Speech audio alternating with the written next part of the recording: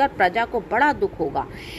जब इसके अधर्म करने से पृथ्वी दुख पाएगी, तब ब्रह्म परमेश्वर अवतार लेंगे, इसको अपने हाथ से मारेंगे।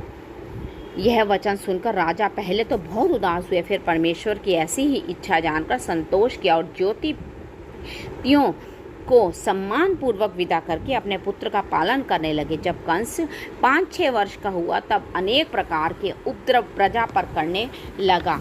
कभी मथुरावासी लड़कों को बरजोरी पकड़कर वन में ले जाता और मारकर उनके लोथ पहाड़ की खो में रख जाता, और जो लोग उससे सयाने थे उनकी छाती पर चढ़कर गला दबाकर मार डालता था। कभी लड़कों को नहाने के वास्ते अपने साथ यमुना के किनारे ले जाकर पानी में डुबो देता था उनको।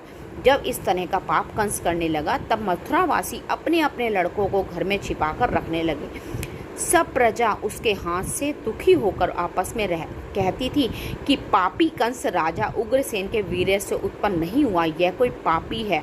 धर्मात्मा राजा के घर जन्म लेकर प्रजा को दुख देता है। जब राजा ने प्रजा को दुख देने का हाल सुना, तब कंस को बहुत डांट कर समझाया कि प्रजा को दुख देना मत दे, पर वह राजा का कहना ना मानकर प्रतिदिन प्रजा को अधिक पीड़ा देने लगा। राजा ने उसकी यह दशा देखकर बड़े सोच में मन में कहा कि ऐसे अधर्मी पुत्र होने से मैं बिना संतान के ही अच्छा था। जिसके कपूत संतान उत्पन्न होती है, उसका संसार में यश व धर्म नहीं रहता। इसी तरह बहुत चिंता करके राजा उग्रसेन पछताया। कंस पर उनका कुछ वश नहीं चलता था। जब कंस 8 वर्ष का हुआ, तब अकेला मगध में जाकर जरासंध से, जो बड़ा प्रतापी राजा था, कुश्ती लड़ी।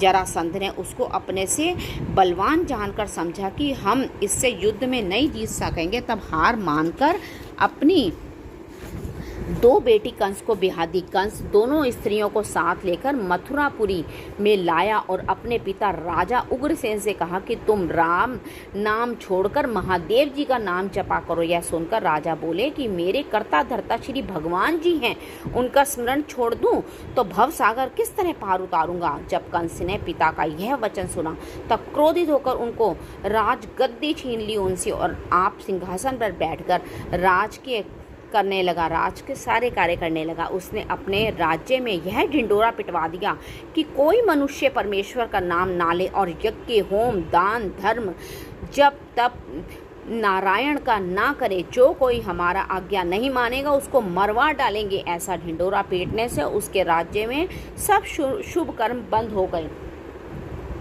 राजा कंस गौ, ब्राह्मण व हरि भक्तों को दुख देकर दैत्यों को